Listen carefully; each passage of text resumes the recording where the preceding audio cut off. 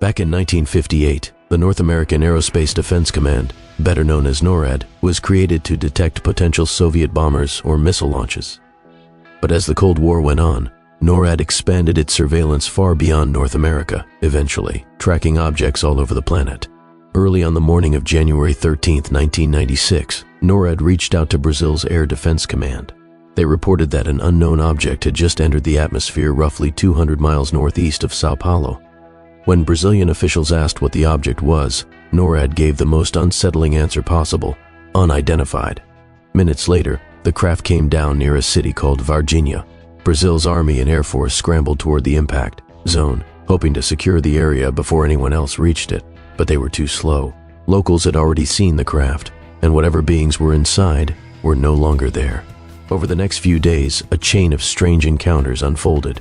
Some would terrify residents, others would shake families for decades, and a few would leave people dead. Varginha, yes, Varginha, let's keep it PG, sits in the southern region of Minas Gerais.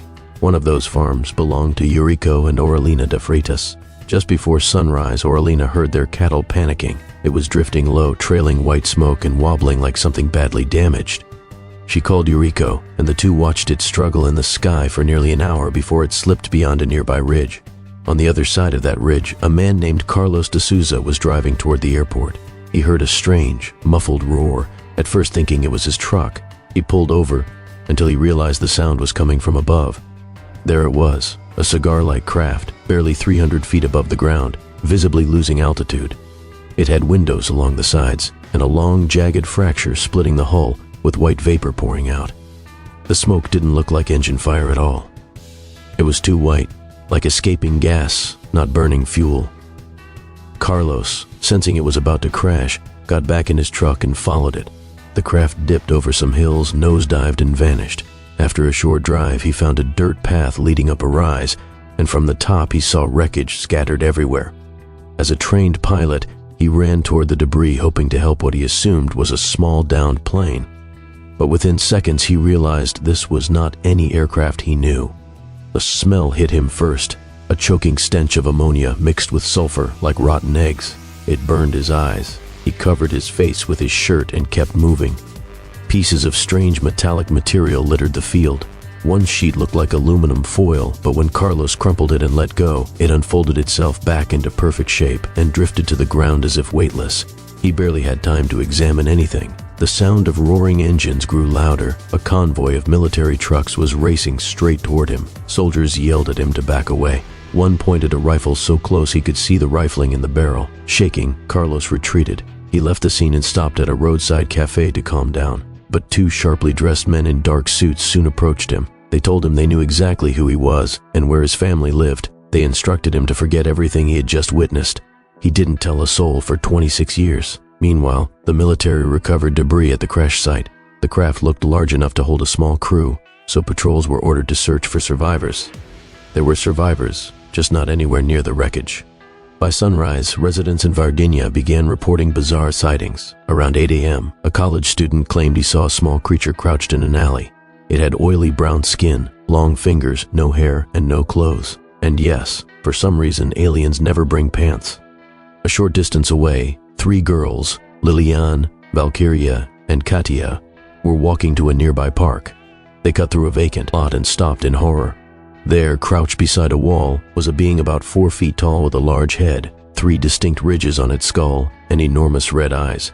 Its skin looked wet and brown, like polished leather. It seemed frail, scared, and in pain. The creature turned toward them. The girls couldn't move or speak. They said they didn't hear it communicate, but they could feel its emotions: fear, desperation, suffering. They ran home screaming. When Katia's mother returned to the lot, the creature was gone, but a strange 3-toed footprint remained, along with a lingering ammonia smell that clung to her nose for days. That evening, things escalated.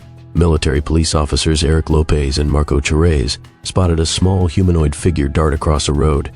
Marco pursued and managed to grab it. They brought the creature to the hospital, where it reportedly died minutes later.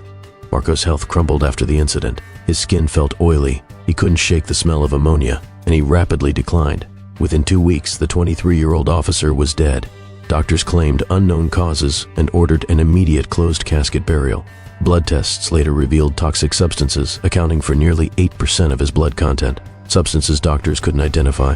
Marco was the first death linked to the Varginha Incident. Another firefighter who had helped capture a creature would die weeks later from similar symptoms. Multiple calls came into the fire department throughout the day about a strange animal near the park. 4 firefighters were sent out and found that civilians had cornered yet another creature by a heavily wooded ravine. Witnesses said it produced a low buzzing sound, like a swarm of bees. It took the firefighters 2 hours to trap it with a net. Shortly after, vehicles locked down the entire area. Soon after, part of the regional hospital was sealed off.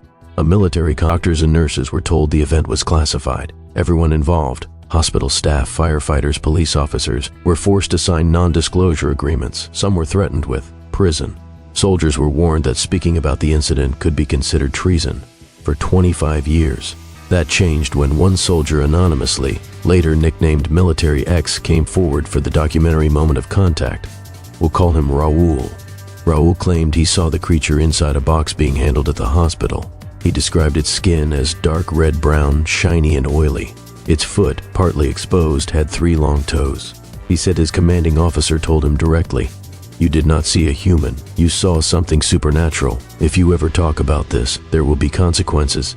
The next day, Raul noticed unusual activity at the base. Helicopters, Navy personnel, unfamiliar officers. Early that morning, the convoy transported something to Campinas, 2 hours away. At the airbase there, an air traffic controller later confirmed that a plane was allowed to land without proper authorization, something that almost never happened. Boxes were loaded on board, and the plane left quickly. The aircraft was identified as belonging to the U.S. Air Force. Witnesses have repeatedly said that American personnel were involved almost immediately, taking control of whatever Brazil had recovered. A few months later, Katia's mother claimed 4 foreign men in suits forced their way into her home, offering tens of thousands of dollars in cash if she could convince the girls to retract their story. She refused and ordered them out. Another respected family in Varginha reported that a silent metallic disc the size of a bus hovered over their house the night of the sightings. They were later visited by 2 men who told them, "What you saw did not happen." And this conversation never happened. One of the biggest keys to the case is Officer Eric Lopes, who was with Marco when the creature was captured, and who transported it in his car. For 25 years he refused to comment. When approached by the documentary team, he became visibly agitated and threatened them if they didn't leave. There's also a timeline issue. No one talked about UFOs or aliens until after the girl's interview aired on TV. Only then did other witnesses come forward, often describing creatures that matched the girl's drawing exactly. Locals had recently been obsessed with the chupacabra, a creature that was heavily featured on.